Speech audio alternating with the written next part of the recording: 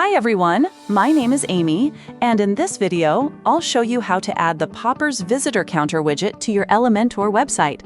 A visitor counter widget can help you display traffic data in a simple and visual way, which can build trust and make your website feel more active and credible. So let's get started. First, go to your Popper dashboard. Then click on Websites. After that, click on Add New Website and enter your Elementor website link. Once you've added the link, click on Add Website. Next, go to your WordPress dashboard. In the Plugins section, search for the Popper plugin, then install and activate it. After activation, click on Popper from the left sidebar. Then check your email and click on Save Account Email. Now go to your Popper dashboard. Now search for Visitor Counter in the widget library and open it.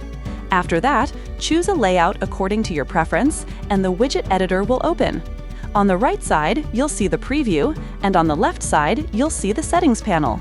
In the Content tab, you can choose the data source.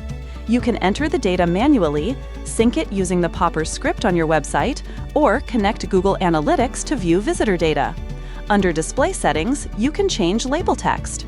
Next, go to the Templates tab, where you can change the template. In the Appearance tab, you can change the colors, including the background, primary accent, and text color. Under Shape, you can adjust the border radius. Once you're happy with the customization, click Publish Widget. After that, copy the installation code. Copy that code and go to your Elementor site editor. Now add an HTML block, paste the code inside it, and publish your site. Once your website is live, refresh the page, and your widget will appear successfully. That's it for this video. I'll see you in the next one.